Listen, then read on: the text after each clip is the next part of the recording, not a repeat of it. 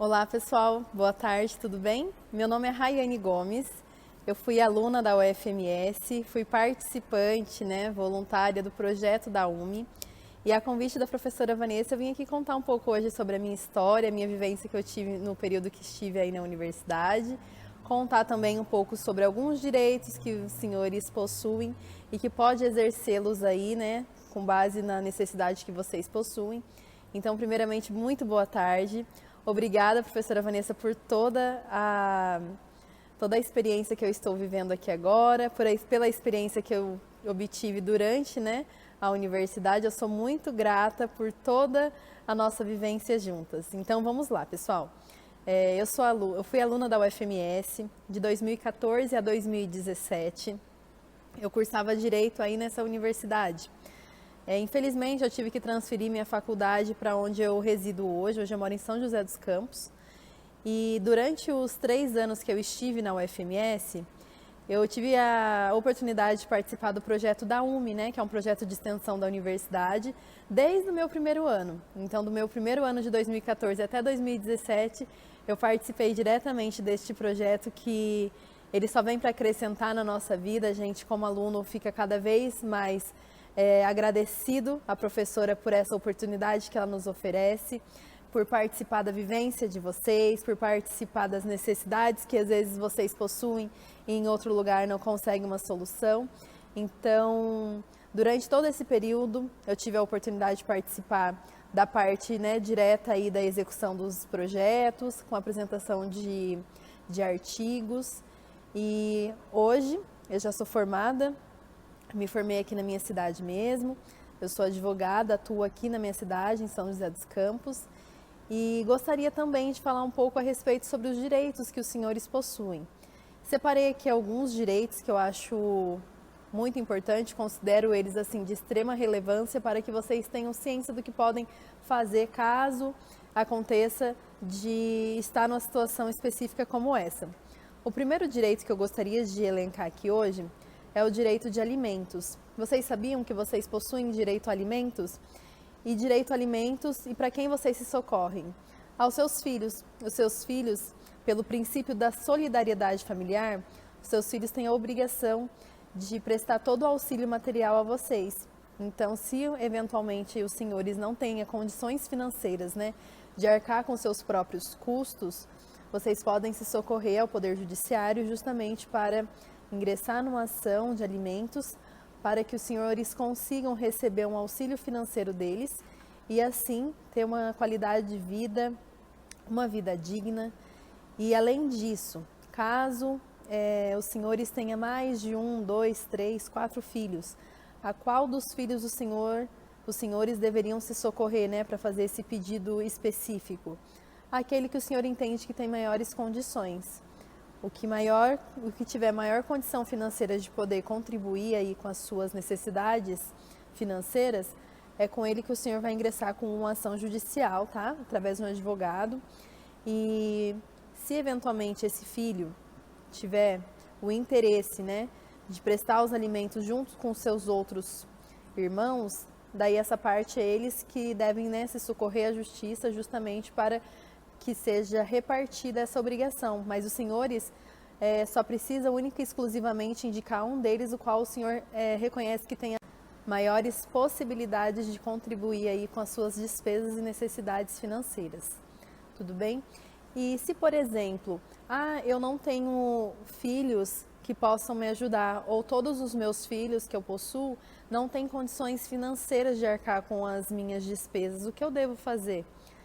Essa obrigação, então, será incumbida ao Estado. É o Estado que deverá participar aí do custeio, tá, das suas despesas. E como que acontece essa despesa, Como que os senhores deverá procurar o Estado? Por intermédio de uma lei, que é a lei chamada LOAS, Lei Orgânica de Assistência Social, que possui as necessidades financeiras e que os seus filhos não podem auxiliar, e aí sim os senhores procuram o CRAS da cidade onde vocês residem para fazer esse pedido, ou através também de um advogado, no qual também poderá auxiliá-los fazendo isso de forma administrativa. E quem pode, né, solicitar esse benefício? Pessoas maiores de 65 anos e deficientes.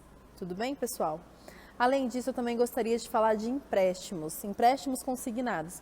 Quem nunca ouviu falar de pessoas que ligam, né, em sua residência ou em seus celulares, ofertando algum tipo de empréstimo em ótimas condições e que muitas vezes os senhores não contratam e mesmo assim é realizado as fraudes, né?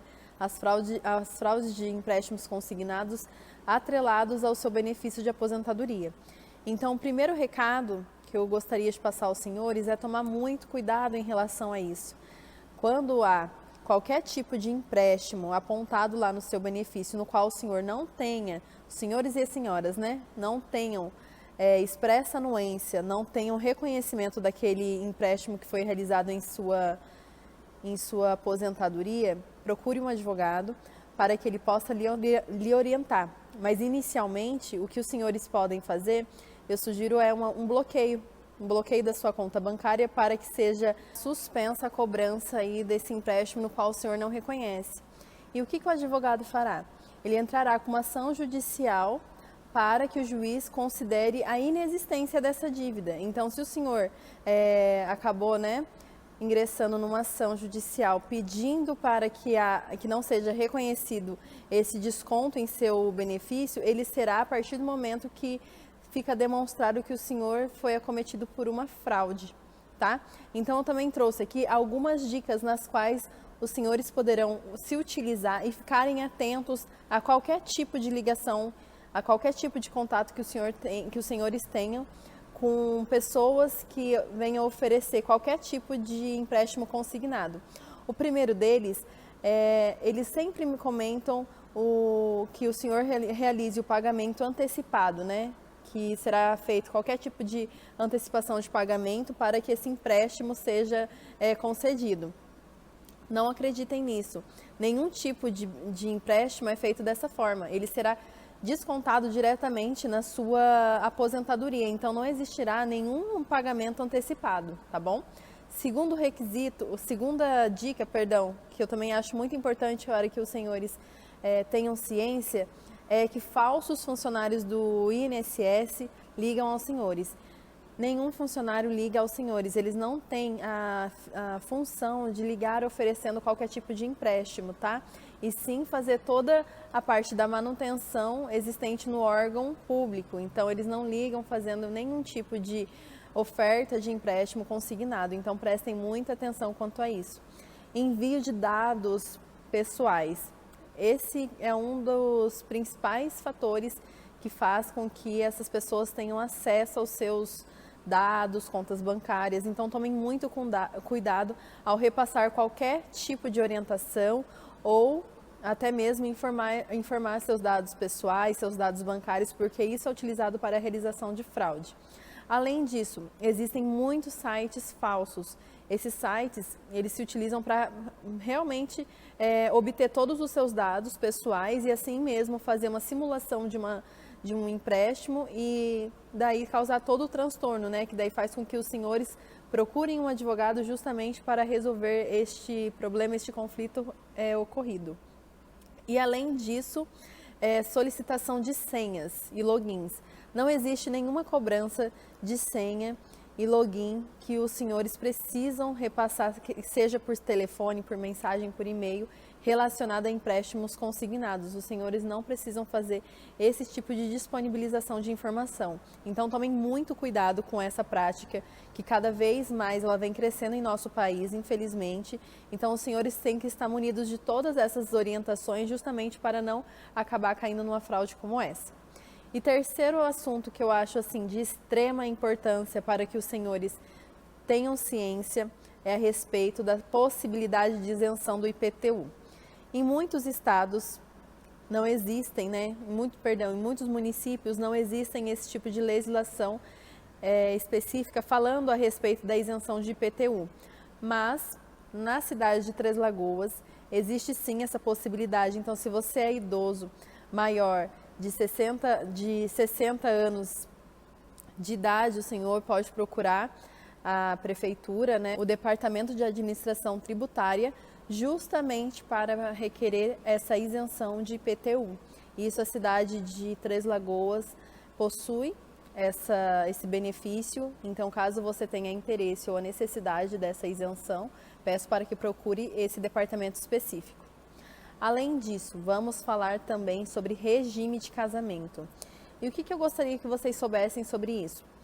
Pessoas acima de 70 anos de idade, obrigatoriamente, a lei prevê que deverá se casar sobre o regime de separação obrigatória de bens, tá? Então, se você é maior de 70 anos e hoje pretende se casar, o senhor obrigatoriamente terá que se casar por este regime, justamente para ter maior segurança jurídica caso tenha bens, tá?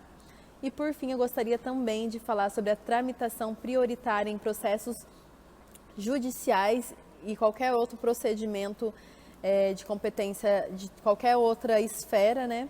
O senhor também tem prioridade. Então, a tramitação prioritária nos processos judiciais e extrajudiciais em qualquer âmbito, seja federal, estadual e municipal, os senhores terão prioridade no atendimento, justamente porque o Estatuto do Idoso, em seu artigo 71, prevê.